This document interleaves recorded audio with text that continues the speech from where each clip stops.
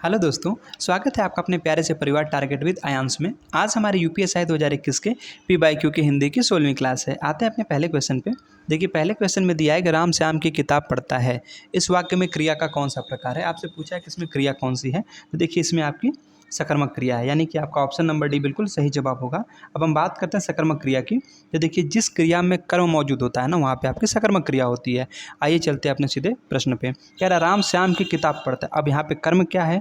तो जो किताब है ना आपकी, यहाँ कर्म है, ठीक है। इसलिए यहाँ पे मतलब कर्म तो मौजूद है। अब जब कर्म मौजूद है तो इसलिए यहाँ पे आपके सकर्मक क्रिया हो जाती है। क्वेश्चन नंबर 2 कह रहा हिंदी साहित्य का आलोचनात्मक इतिहास किसने लिखा था? तो इसका जवाब होगा आपका ऑप्शन नंबर ए बिल्कुल सही जवाब है, यानी कि राम कुमार वर्मा ने लिखा था। अब हम बात करते हैं राम कुमार वर्मा की प्रमुख रचनाओं की। तो देखिए, इनकी प्रमुख रचनाएं हैं सप्तकिरण, दीपदान, एकलव्य, रेशमी टाई। ये सब आपके राम कुमार वर्मा की रचनाएं हैं। आगे चलते क्वेश्चन नंबर 3 पे। कह रहा श्रद्धा एवं प्रेम के योग का नाम भक्ति है। यह किसका प्रसिद्ध कथन है? तो यह जो आपका प्रसिद्ध कथन है ये रामचंद्र शुक्ल जी का है, यानी कि ऑप्शन नंबर डी बिल्कुल सही जवाब हो जाएगा। ठीक है, चलिए आगे चलते क्वेश्चन नंबर 4। कह रहा है वह दूसरों को नहीं बल्कि अपने आप को सुधार रहा है। अब पूछ रहा है कि अपने आप में कौन सा सर्वनाम है। देखिए, ऑप्शन में दिया है संबंधवाचक सर्वनाम। ना जी ना, बिल्कुल गलत, क्योंकि देखिए संबंधवाचक सर्वनाम में तो संबंध को बताया जाता है ना। जैसे एक एग्जाम्पल है, जैसा करोगे वैसा पाओगे, जो काटोगे सो जो बोओगे सो काटोगे। ये आपके संबंधवाचक सर्वनाम के उदाहरण होते हैं। ये तो बिल्कुल गलत हो गया। पुरुषवाचक भी नहीं है इसमें, निश्चयवाचक भी नहीं है। फिर आपका ऑप्शन नंबर डी बिल्कुल सही जवाब है, इसमें निजवाचक सर्वनाम है। आगे चलते क्वेश्चन नंबर 5 पे। कह रहा तुलसीकृत विनय पत्रिका की भाषा कौन सी है? ठीक है, तुलसीकृत विनय पत्रिका की भाषा कौन सी है? तो ऑप्शन नंबर डी बिल्कुल सही जवाब होगा। कौन सी भाषा है? ब्रज भाषा है। आगे चलते क्वेश्चन नंबर 6। कह रहा सिंधी भाषा का विकास किस अपभ्रंश से हुआ है? जो बात करें सिंधी भाषा की, तो इसका विकास आपके ब्राचड़ अपभ्रंश से हुआ है, यानी कि आपका ऑप्शन नंबर डी बिल्कुल सही जवाब होगा। किससे हुआ है? ब्राचड़ से हुआ है। आगे चलते हैं क्वेश्चन नंबर 7 में। कह रहा कौरवी किस बोली को कहते हैं? क्या खड़ी बोली को, अवधी को, छत्तीसगढ़ी को, या फिर मगही को? तो ऑप्शन नंबर ए बिल्कुल सही जवाब होगा, खड़ी बोली को, यानी कौरवी जो है वो हम खड़ी बोली को कहते हैं। अब हम बात करते हैं खड़ी बोली की। तो जो खड़ी बोली है ना, ये पश्चिमी हिंदी की बोली है, और यह जो बोली आपके मेरठ, हापुड़, गाजियाबाद, अमरोहा, सहारनपुर इत्यादि क्षेत्रों में बोली जाती है। तो हमसे प्रश्न क्या पूछा था? कौरवी किस बोली को कहते हैं? तो कौरवी खड़ी बोली को कहते हैं। ठीक है, क्वेश्चन नंबर 8। कह रहा गणेश शंकर विद्यार्थी ने किस पत्र का संपादन किया था? ऑप्शन में दिया सुदर्शन, ब्राह्मण, प्रताप, या फिर अभ्युदय। किसका किया था? तो इन्होंने प्रताप का किया था, यानी कि आपका ऑप्शन नंबर सी बिल्कुल सही जवाब हो जाएगा। आगे चलते क्वेश्चन नंबर 9 पे। कह रहा मंगलेश डबराल को किस कृति के लिए साहित्य अकादमी पुरस्कार प्राप्त हुआ था? ध्यान दीजिएगा। कह रहा मंगलेश डबराल को, ठीक है, मंगलेश डबराल को किस कृति के लिए साहित्य अकादमी पुरस्कार प्राप्त हुआ था? आइए ऑप्शन देखते हैं क्या क्या दिया है। देखिए, दिया है पहाड़ पर, घर का रास्ता, हम जो देखते हैं, नए युग के शत्रु। तो इसका हो जाएगा आपका ऑप्शन नंबर, इसमें हो जाएगा आपका ऑप्शन नंबर सी। ठीक है, हाँ, हम जो देखते हैं, यानी कि आपका ऑप्शन नंबर सी बिल्कुल सही जवाब है, हम जो देखते हैं। चलिए आगे चलते हैं क्वेश्चन नंबर 10 में। कह रहा कवि का स्त्रीलिंग शब्द क्या है? आपसे पूछा है कवि का। तो देखिए, कवि का स्त्रीलिंग आपका कवित्री तो नहीं होता है, ऑप्शन नंबर 1 बिल्कुल गलत है। कवियत्री भी नहीं होता है और कवित्री भी नहीं होता है, यानी कि आपका ऑप्शन नंबर बी बिल्कुल सही जवाब है। कवि का स्त्रीलिंग आपका कवियत्री होता है। क्या होता है? कवियत्री, यानी कि आपका ऑप्शन नंबर बी बिल्कुल सही जवाब है। क्वेश्चन नंबर 11 कह रहा बाण भट्ट की आत्मकथा किसका प्रसिद्ध उपन्यास है? क्या जैनेन्द्र का है, हजारी प्रसाद द्विवेदी का है, अमृतलाल नागर, या फिर नागार्जुन का है? अगर हम बात करें बाण भट्ट की आत्मकथा, तो यह जो आपके हैं ना, ठीक है, ये आपके हजारी प्रसाद द्विवेदी का है।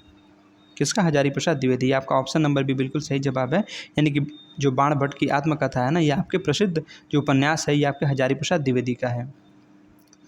आगे चलते क्वेश्चन नंबर 12। कह रहा रामू जो बड़ा अच्छा खिलाड़ी है, कल उसकी टांग टूट गई। इस वाक्य में उचित विराम चिन्ह कौन सा होगा? आपसे पूछ रहा है कि यहाँ पे जो सेंटेंस दिया गया है, इसमें हम किस विराम चिन्ह का प्रयोग करेंगे? क्या अर्धविराम का करेंगे? ना चिन्ह बिल्कुल गलत है। विवरण चिन्ह का बिल्कुल नहीं करेंगे, लाघव का भी नहीं करेंगे। फिर किसका करेंगे? तो हम करेंगे अल्प विराम का। किसका प्रयोग करेंगे? अल्प विराम का। देखिए, कह रहा रामू जो बड़ा अच्छा खिलाड़ी है। अब यहाँ पर हम थोड़े समय के लिए रुके ना, तो यहाँ पर हम अल्प विराम लगा देंगे। ठीक है, यानी आपका यहाँ पर इसका यूज़ किया जाएगा, यानी आपका ऑप्शन नंबर भी बिल्कुल सही जवाब हो जाएगा। क्वेश्चन नंबर 13 कह रहा निम्न में से कौन सा शब्द तद्भव नहीं है। अब तद्भव नहीं है मतलब आपसे तत्सम पूछा है। देखिए ऑप्शन में दिया है 8, 8 आपका क्या है, 8 आपका जो है ये एक तद्भव शब्द है, इसका तत्सम अष्ट होता है। वहीं हम बात करें आम, आम भी आपका एक तद्भव शब्द है, इसका तत्सम आम्र होता है। आधा ये भी आपका तद्भव शब्द है और आधा का तत्सम अर्ध होता है। लेकिन वहीं हम बात करें अग्नि की तो अग्नि आपका एक तत्सम शब्द है, ठीक है, और इसका तद्भव आग होता है। चलिए आगे चलते हैं। क्वेश्चन नंबर 14 कह रहा आचार्य रामचंद्र शुक्ल ने तुलसी के प्रमाणिक ग्रंथों की संख्या कितनी मानी है। ध्यान दीजिएगा क्वेश्चन बहुत ध्यान से। कह रहा आचार्य रामचंद्र शुक्ल ने तुलसी के प्रमाणिक ग्रंथों की संख्या कितनी मानी है।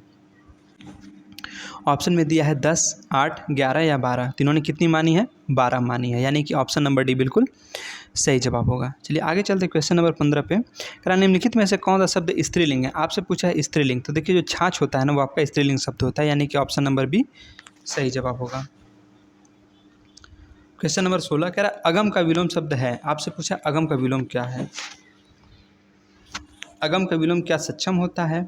देखिए अगर हम बात करें सक्षम की तो सक्षम का विलोम आपका अक्षम होता है, ठीक है, यानी ये ऑप्शन तो नहीं होगा, सक्षम का अक्षम होता है। अगर हम बात करें सुगम की तो बिल्कुल सही होगा, अगम का सुगम होता है, यानी आपका ऑप्शन नंबर सी बिल्कुल सही जवाब। अब देखिए हम बात करते हैं अधम की, ठीक है, अधम, तो अधम का विलोम उत्तम होता है। क्या होता है, उत्तम, तो ये भी जवाब नहीं हुआ। अब बात करते हैं निर्गम की, तो निर्गम का विलोम आगम होता है, ठीक है, यानी कि आपका ऑप्शन नंबर सी बिल्कुल सही जवाब है, अगम का विलोम सुगम होता है। चलिए अगले क्वेश्चन पे चलते हैं। क्वेश्चन नंबर 17 कह रहा पक्ष शब्द किस अर्थ का वाचक नहीं है। ऑप्शन में दिया है पखेरु, पार्श्व, पंख या फिर पखवाड़ा। इसका हो जाएगा आपका ऑप्शन नंबर ए बिल्कुल सही जवाब, पखेरु। एक मिनट, पखेरु, ठीक है, आपका ऑप्शन नंबर ए सही जवाब है। चलिए आगे चलते हैं क्वेश्चन नंबर 18 पे। कह रहा मैं अपना काम आप करूँगा। ध्यान दीजिएगा, कह रहा मैं अपना काम आप करूँगा। इस वाक्य में अधोरेखित मतलब जो आप है ना, ठीक है, इसमें कौन सा सर्वनाम है। क्या निश्चयवाचक सर्वनाम है, संबंधवाचक। अभी हमने संबंधवाचक के बारे में बताया जहाँ पे जो सो का प्रयोग होता है, जैसे जैसा करोगे वैसा भरोगे, जो बोओगे सो काटोगे, तो ये आपका संबंधवाचक सर्वनाम होता है, तो ये तो बिल्कुल नहीं होगा। निश्चयवाचक भी नहीं है और पुरुषवाचक भी नहीं है, फिर आपका इसमें निजवाचक, ठीक है। देखिए जिस सर्वनाम में ना हम खुद के द्वारा कोई काम करते हैं वहाँ पे आपका निजवाचक सर्वनाम होता है। जैसे कह रहा मैं अपना काम आप करूँगा, मतलब अपना काम अपने से कर लूँगा। जब अपने से कर लूँगा यानी जो चीज़ अपने से की जाती है वहाँ पे आपका निजवाचक सर्वनाम होता है, इसलिए यहाँ पे आपका ऑप्शन नंबर सी बिल्कुल सही जवाब होगा। आगे चलते क्वेश्चन नंबर 19 कह रहा मुक्त छंद के सर्वाधिक समर्थक छायावादी कवि कौन है। क्या महादेवी वर्मा है, जयशंकर प्रसाद, सुमित्रानंद पंत या फिर निराला। तो हो जाएंगे आपके निराला, यानी कि ऑप्शन नंबर डी बिल्कुल सही जवाब होगा। क्वेश्चन नंबर 20 कह रहा आपके घर में इतना दूध होता है, कुछ हमारे यहाँ भी भिजवा दिया कीजिए। इस वाक्य में अधोरेखित शब्द में कौन सा सर्वनाम है। अब देखिए अधोरेखित शब्द कौन सा है, कुछ पूछा है, कुछ में कौन सा सर्वनाम है। क्या निश्चयवाचक है। भाई देखिए यहाँ पे निश्चितता का बोध तो हो नहीं रहा है, ठीक है, तो निश्चयवाचक तो नहीं होगा। संबंधवाचक अभी हमने बताया जो सो का जहाँ प्रयोग किया जाता है, तो ये भी नहीं है। अनिश्चयवाचक या फिर निजवाचक, तो निजवाचक में तो कोई काम जहाँ स्वयं खुद से किया जाता है वहाँ पे निजवाचक सर्वनाम होता है, तो ये भी नहीं होगा। लेकिन यहाँ पे कह रहा है कि आपके घर इतना दूध होता है, कुछ हमारे यहाँ भिजवा दीजिएगा, तो कुछ कहीं ना कहीं एक अनिश्चितता को दर्शा रहा है, इसलिए यहाँ पे अनिश्चयवाचक सर्वनाम होगा, यानी कि आपका ऑप्शन नंबर सी बिल्कुल सही जवाब है। आगे चलते क्वेश्चन नंबर 21 पे। कह रहा पत्र शब्द का अनेकार्थक शब्द समूह निम्न है, मतलब कौन सा है, आपसे ये पूछा है, तो इसका हो जाएगा आपका ऑप्शन नंबर सी बिल्कुल सही जवाब। मतलब पत्र मतलब पत्ता को भी कहते हैं, चिट्ठी और पंख, ये सब आपके पत्र के ही अनेकार्थक शब्द होते हैं, ठीक है। चलिए आगे चलते हैं। क्वेश्चन नंबर 22 कह रहा रस के अवयव की संख्या कितनी है। क्या 9, 4, 8 या फिर 7। अगर हम बात करें रस के अवयव की तो रस के अवयव जो हैं आपके 4 होते हैं। कितने होते हैं, 4। कौन कौन से, देखिए पहला होता है विभाव, दूसरा अनुभाव, तीसरा स्थायी भाव और चौथा संचारी भाव। अब संचारी भाव को ये व्यभिचारी भाव के नाम से जानते हैं, ठीक है। तो कितने होते हैं, 4 होते हैं, यानी कि आपका ऑप्शन नंबर बी बिल्कुल सही जवाब है। आगे चलते हैं क्वेश्चन नंबर 23 कह रहा दिनांत था थे दिनांत डूबते, सधेनु आते गृह ग्वाल बाल थे, दिंगत में गोरज थी समुत्था, विषाण नाना बजते सेमेड़ू थे। इसमें कौन सा छंद है। क्या सुरठा है, वंशस्थ है, भुजंग प्रयात है या फिर दोहा है। इसमें आपका वंशस्थ है, ठीक है, कौन सा है, आपका ऑप्शन नंबर बी बिल्कुल सही जवाब होगा, वंशस्थ है इसमें। चलिए आगे चलते हैं क्वेश्चन नंबर 24 कह रहा परिवार संज्ञा का कौन सा प्रकार है, ठीक है, पूछा कि परिवार में कौन सी संज्ञा है। आते हैं अपने ऑप्शन में, देखिए आपके ऑप्शन में दिया है इसमें, हाँ, ऑप्शन में दिया है क्या व्यक्तिवाचक संज्ञा है, भाववाचक, समूह या फिर जातिवाचक। देखिए व्यक्तिवाचक तो नहीं है, ठीक है, ये भी गलत, भाव भी नहीं है और जाति भी नहीं है, तो फिर कौन सा होगा, तो समूहवाचक। परिवार में आपकी समूहवाचक संज्ञा होती है। अब हम बात करते हैं समूहवाचक संज्ञा के और कौन कौन से उदाहरण होते हैं।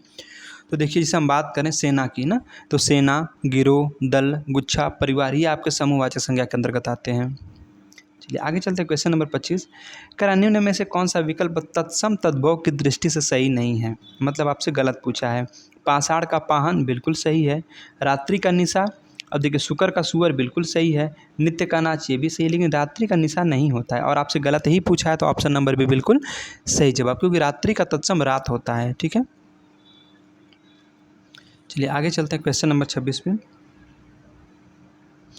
कह रहा उसके द्वारा अपने भाई को पढ़ाया गया। इस वाक्य में वाच्य का कौन सा प्रकार है, कौन सा वाच्य है इसमें, क्या कर्तृवाच्य है, भाववाच्य है, कर्मवाच्य है, फिर इनमें से कोई नहीं। तो इसमें आपका कौन सा वाच्य है, कर्मवाच्य है, यानी कि आपका ऑप्शन नंबर सी बिल्कुल सही जवाब है, ठीक है। अगर हम बात करें कर्मवाच्य की, तो देखिए जहाँ पे कर्म की प्रधानता होती है ना, वहाँ पे आपका कर्मवाच्य होता है, ठीक है। चलिए आगे चलते, क्वेश्चन नंबर 27 कह रहा घड़ी संज्ञा का कौन सा प्रकार है, क्या समूहवाचक है, ना जी ना, बिल्कुल गलत, ठीक है। समूहवाचक तो वैसे भी नहीं है, व्यक्तिवाचक ये भी नहीं है, भाववाचक ये भी नहीं है, फिर आपका जातिवाचक बिल्कुल सही हो जाएगा ना, तो घड़ी में आपकी जातिवाचक संज्ञा होती है। क्वेश्चन नंबर 28 कह रहा किस बोली में ने पर सर्ग लगाया जाता है, क्या ब्रज भाषा में, खड़ी बोली में, राजस्थानी में या फिर अवधी में, ठीक है। तो आपसे पूछा है कि ने पर सर्ग किस बोली में लगाया जाता है, तो आपका लगाया जाता है इसमें खड़ी बोली में, ठीक है, यानी कि आपका ऑप्शन नंबर भी बिल्कुल सही जवाब हो जाएगा। क्वेश्चन नंबर 29 कह रहा अधिष्ठाता शब्द में कौन सा उपसर्ग है, आपसे उपसर्ग पूछा है अधिष्ठाता में, क्या अधिक, अधि, अय या फिर अ, इसमें कौन सा आपका उपसर्ग है, तो इसमें आपका अधि उपसर्ग है, यानी कि आपका ऑप्शन नंबर भी बिल्कुल सही जवाब हो जाएगा। आते हैं अगले क्वेश्चन, क्वेश्चन नंबर 30 पे। क्वेश्चन नंबर 30 कह रहा शीला अपने कपड़े स्वयं धोती है। इस वाक्य में स्वयं सर्वनाम का कौन सा भेद है, क्या निजवाचक है, संबंधवाचक है, पुरुषवाचक है या फिर निश्चयवाचक है। तो देखिए अभी हमने क्या बताया था, जहाँ पे कोई काम स्वयं से खुद से किया जाता है वहाँ पे आपका निजवाचक सर्वनाम होता है।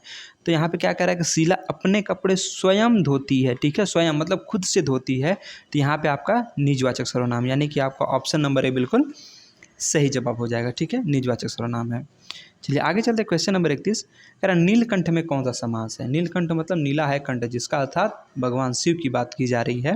तो क्या इसमें द्वंद्व समास है, बहुब्रीहि समास है, द्विगु या फिर अव्ययी भाव समास है। तो इसमें आपका बहुब्रीहि समास है, ठीक है। आपका ऑप्शन नंबर सी बिल्कुल सही जवाब होगा। अगर हम बात करें इसकी कि नीलकंठ में समास, तो आपका बहुब्रीहि समास हो जाता है। चलिए आगे चलते हैं, क्वेश्चन नंबर 32 पे।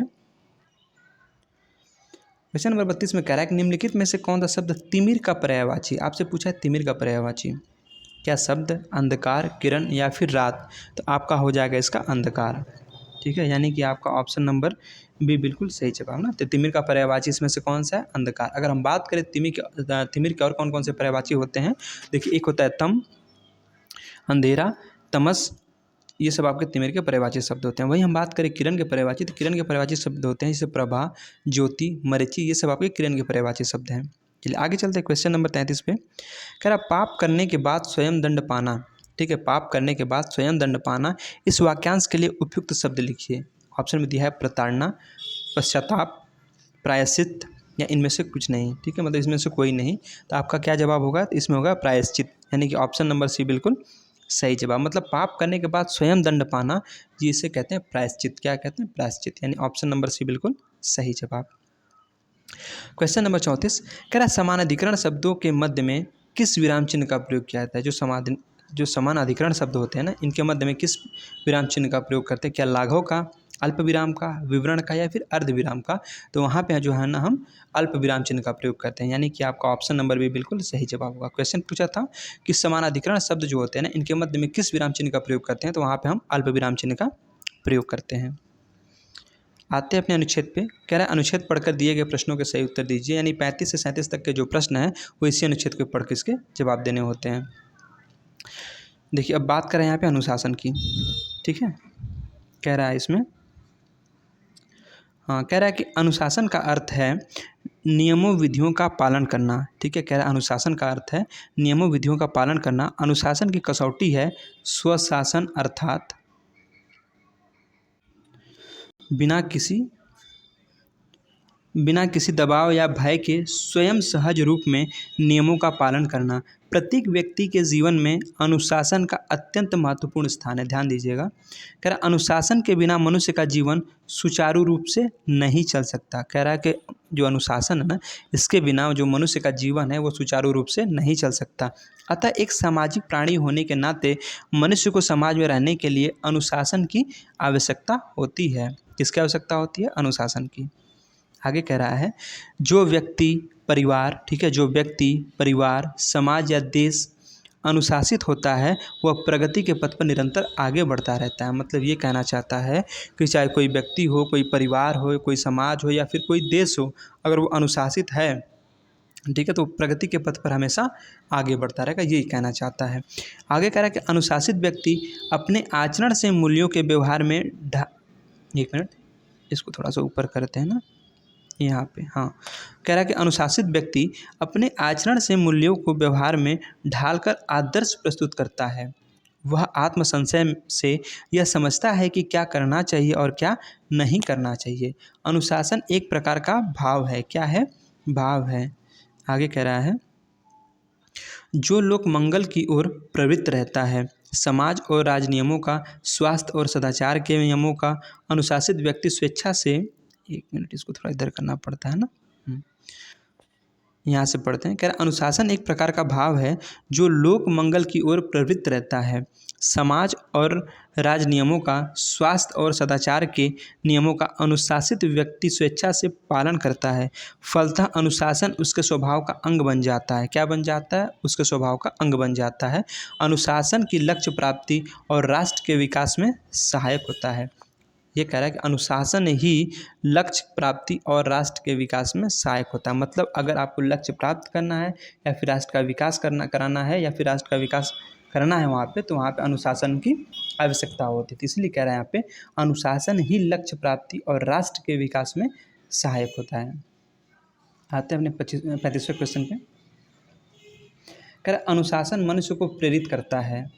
ऑप्शन में दिया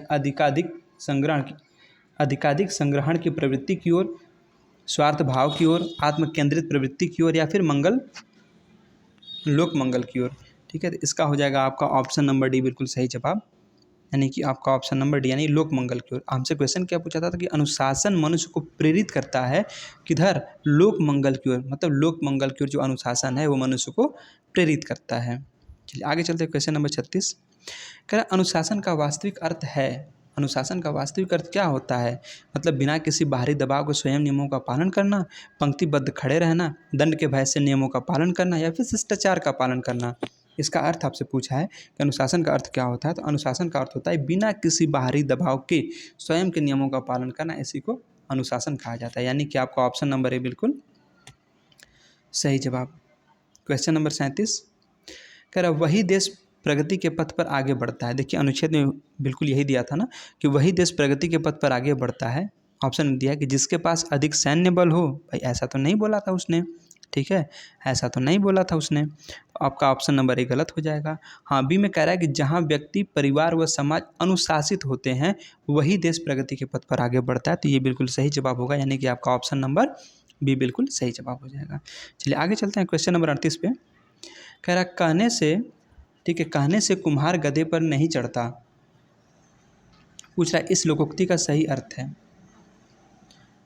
तो इसका सही अर्थ क्या होगा? तो इसका अर्थ हो जाएगा, इसको थोड़ा सा छोटा करते हैं यार, अब सही है। तो इसका अर्थ हो जाएगा आपका, ठीक है, देखिए इसमें दिया है कि किसी के कहने से गलत काम करना बुद्धिमानी नहीं है। ये तो बिल्कुल गलत है। जो कहो उससे विपरीत काम करने वाला, ये भी गलत है।